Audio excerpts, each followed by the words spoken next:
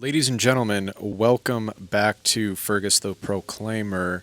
If you came today for this quick little review, then sit down and buckle up. This bike I wanted to do a review on because I recently bought it, obviously. But this video is really going to be mainly for people who are considering getting into dual sporting, or maybe already are in dual sporting, or brand new or beginner riders out there that want to get this type of bike. This model of bike virtually does not have a carburetor. Usually the carburetor would be right here. This is kind of where the throttle body is and where the fuel injection system resides. Not only does it have fuel injection, but it has some pretty good power. So it's about 24.4 horsepower at the crank when you hit about 8,500 RPM. Anything lower than that, you're going to have a little bit less power. This is a 2020 model, 250L. This is the last model that they made before they introduced the CRF 250L. As far as the tires go, they are in IRC GP 2118. As you can see, it does have the black rims, very similar to the 300L that now has that instead of the, I think they were either silver or aluminum type rims. What I do like about the 300L and this model particularly as well is the fact that it does have a wide foot peg. If you plan on, wanting to mod the bike and get a even wider foot peg, you can. The rear exhaust is pretty nice for stock. It's not super loud, but it's not super quiet either. So it's kind of in between. The torque on this bike is about 16.7 foot-pounds compared to, I think the CRF 300 is about a little over 19 foot-pounds. I will say that the 300L is a lot more, the throttle response is a lot quicker and a lot more jumpier. That's similar to the 450RL from what I've read online as well. This one is more linear at the crank, so it actually takes a little bit of time to get up to the max speed on this bike. So this bike does have a 6-speed hydraulic clutch. I don't necessarily know if the older models, so 2012 I think through 2016-17 have it, but this model does in this specific year. So that just means that it makes it easier for quick downshifting. As far as suspension goes, suspension on this bike is going to be soft, just like all the other Hondas, including the 300L. Overall, if you're under 200 pounds, the suspension's not going to give you any issues. Only if you're an experienced rider will you kind of know the difference. And if you're a lot heavier, I would say, and you're going to do a lot more aggressive off-roading, I would say don't go with this bike. So the max weight on this bike, I've seen kind of a ranging of numbers, but it's right around 322 to 323 pounds. So it is going to be a little bit heavier than the 300L. The 300L, I believe, wet weight is about 310. This bike, wet weight, it's about 322, 323. Honestly, you don't really notice it when you're off-road. I came from a bike that was almost 370 pounds in the dual sport class, so going to this bike, having that 40 pound difference, you can definitely feel it, especially if I even just lean the bike up to go riding from the position that it's at right now. The ground clearance is about 10 inches, I believe. So it is quite large. Now, that is going to be a little bit shorter than the 300L. The 300L is about 11.2. Honestly, though, 10 is just good enough. The bike sits at about 34.4 inches. So it is quite tall. If you are vertically challenged, this bike can be kind of a little bit of an uproar to you, but to be honest, don't let seat height get you down, because honestly, when you sit on the bike, the suspension kind of sags quite significantly. The seat is not too bad. It's quite plush, actually. It's not, super wide, but it's not super narrow.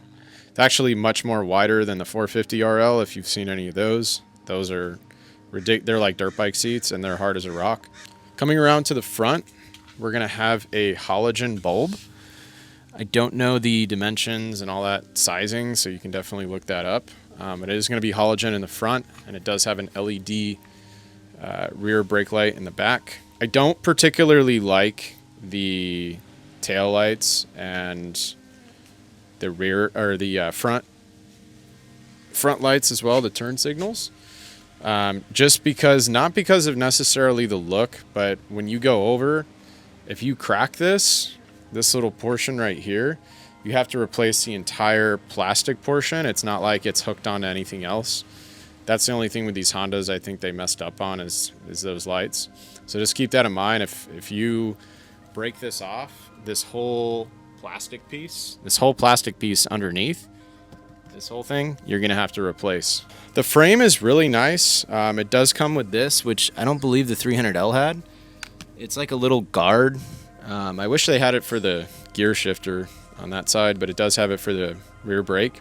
As far as the mirrors, I definitely recommend getting impact mirrors. So these ones actually came exactly like this. I'm guessing the stock mirrors had broke off from the previous owner that I bought it from, because this bike is banged up a little bit, but it is fairly brand new. So I definitely recommend that. You're gonna have these big buttons, which are nice. That's your kill switch, your starter button. Over here, you have a warning indicator, high and low beam, your horn, and lastly was your turn signals. Fuel capacity, it's 2.1 gallons. Yes, I know many people will complain about that. If you're not doing super far distances and you're just doing off-roading for a couple hours, is going to be more than enough. That's going to be your fuel cap. So basically, this is like that. You just twist that down. You put your key in there. It comes out. Very simple. You put the gas in. When you're ready to close it up, you put that back in place and just pop it, and it goes right in. Realistically, this bike gets actually about 2.6 gallons with the reserve tank. Coming down over here for your brake calipers and your brake fluid. So this has a disc brake on the front and the rear. So who is this bike for? New beginners, new riders, people who are thinking about getting into maybe enduro style riding, having a plated vehicle while also being able to go off-road at their own convenience. Some of the bikes that are comparable to it, I would say, are going to be the XT250, TW200, probably the XR 150L, the KLX 200, the KLX 230 and the 230S. And I would say it's very comparable to the CRF 300L. It just has a little bit less power and it's not as jerky. Coming around to this side, you do have a final drive. It's an O-ring chain. This is your gear shift lever right here. This is pretty cool over here. So basically this is just going to be tire pressures, free play, when you have to adjust your chain. As far as what the PSI is, it's going to be 22 in the rear, 22 in the front, same as the 300L. Battery is pretty convenient to get to. It's a very small battery. All you have to do is loosen up that bottom bolt right there. You'll get right to it. It's a 12 volt battery that it comes with. I checked the levels, like I said in my past video. They were great. Haven't had any issues yet. As far as just real quick maintenance and stuff like that,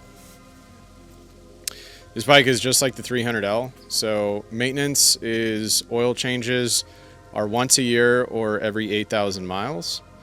Coolant changes are every 3 years. I would just say check your tire pressure, make sure bolts are fastened, make sure you don't have any check engine lights coming on, which this bike does have a check engine light, which is cool. And then always make sure that you have coolant, in the reserve tank and that you're not running low. But yeah, I hope you guys took some good information from this video. Hopefully it was helpful. I know that bikes right now are just like anything else, either hard to get still or they're extremely costly. I would recommend, especially for the beginners out there, do not buy new, buy used. You're going to get raped at the dealerships and it's going to cost you a lot of money, especially with the added markups. If you're not familiar with those, go look those up. But anyway, if you guys enjoyed this video, definitely consider subscribing, leave a like and a comment, and I will see you guys in the next motovlog. Peace.